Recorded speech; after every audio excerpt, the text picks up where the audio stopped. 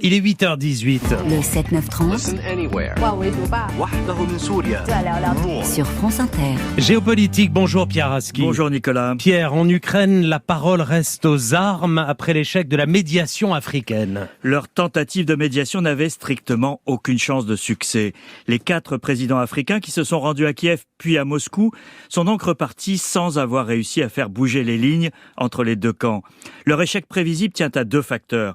D'une part, les ambiguïtés des propositions et du positionnement des médiateurs africains.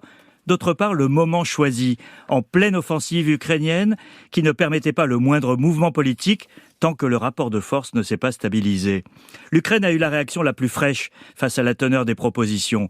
Cesser les combats aujourd'hui signifie geler le conflit au profit de la Russie et de ses gains territoriaux, sans la moindre garantie que d'hypothétiques négociations rétabliront un jour la souveraineté du pays.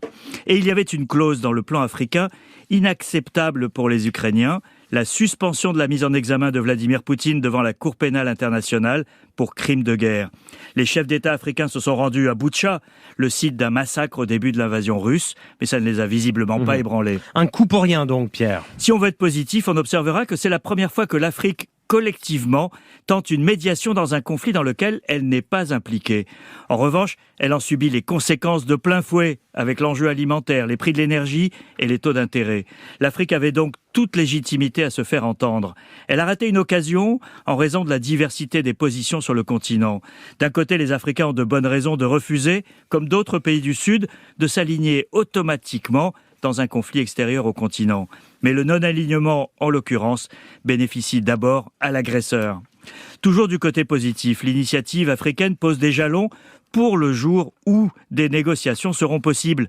Elle montre l'impatience du reste du monde face à cette guerre de trop, même si les Africains auraient gagné à l'exprimer plus franchement, plus brutalement même. En tout cas, les négociations ne sont donc pas à l'ordre du jour. En effet, Nicolas, c'est le moins qu'on puisse dire. Ni Kiev ni Moscou n'en veulent aujourd'hui, en pleine bataille décisive. L'Ukraine a lancé sa contre-offensive et espère inverser le rapport de force. Il n'est pas question pour Volodymyr Zelensky de négocier avant d'avoir montré sur le terrain qu'il peut repousser la Russie. Même raisonnement pour Vladimir Poutine. Il pense son armée capable de résister à l'assaut ukrainien, même dotée d'armes occidentales. Il espère s'accrocher à ses prises territoriales, la continuité entre le Donbass et la Crimée, le contrôle de la mer d'Azov. Ce sont donc les armes qui décideront du moment d'éventuelles négociations et du rapport de force.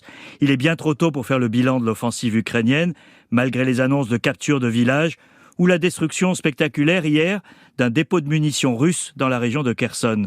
Aucune médiation n'est possible dans ce contexte, certainement pas celle imparfaite des États africains. Pierre Aski, merci.